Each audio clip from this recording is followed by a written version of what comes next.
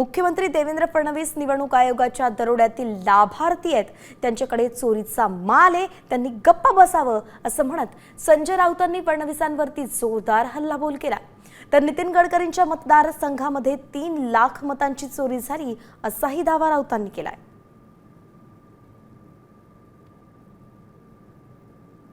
देवेंद्र फडणवीस हे राज्याचे मुख्यमंत्री आहेत, त्यांनी निवडणूक आयोगाचं प्रवक्तेपद स्वीकारलं असेल तर त्यांनी सांगावं। देवेंद्र फडणवीस हे लाभार्थी आहेत निवडणूक आयोगाच्या दरोड्यातले।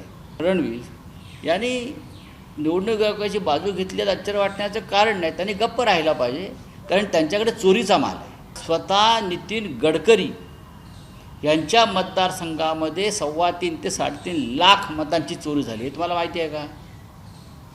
त्यांच्या सख्या भाचाचंही नाव कापलं गेलं, त्यांच्या घरातली नावं कापली गेली, म्हणजे गडकरींनाही कोणाला तरी पाडायचं होतं। लोकसभा निवडणुकीमध्ये सुद्धा घोटाळे झाले।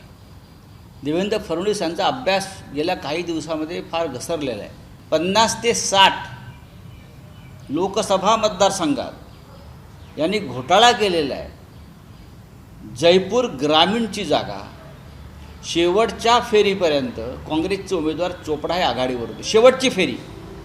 शेवटच्या फेरीपर्यंत जिंकलेले होते चांगल्या मतांनी। तिथे मतमोजणी बंद करण्यात आली आणि पोस्टल बॅलेटचा घोटाळा करून भाजपच्या उमेदवाराला विजय घोषित करण्यात आला। अमोल कीर्तिकरांचंही तेच झालं। आता isakal.com आहे देशातील नंबर 1 ची मराठी न्यूज वेबसाईट।